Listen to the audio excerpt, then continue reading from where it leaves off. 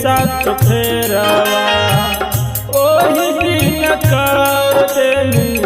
दिलवा से दूरवा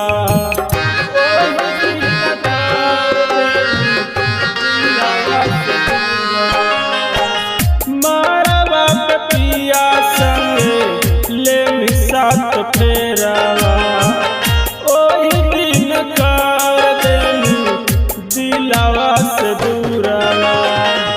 हो तो विदाई जयनी चढ़ के बलोरवा गे जान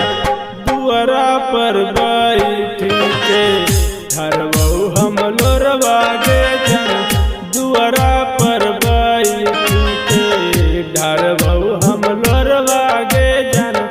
दुआरा पर बैठ के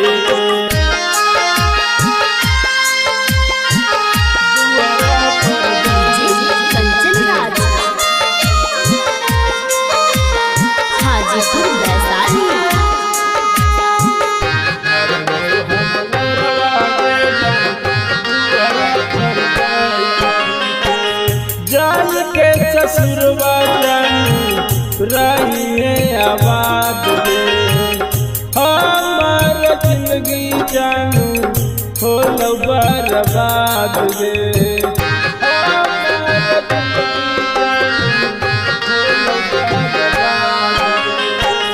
जान के ससुरवा जानू रहिए आबाद गे हमार जिंदगी जानू होलो बर्बाद गे चंदन के कर दिलही दिलवा से दूरवा गे जान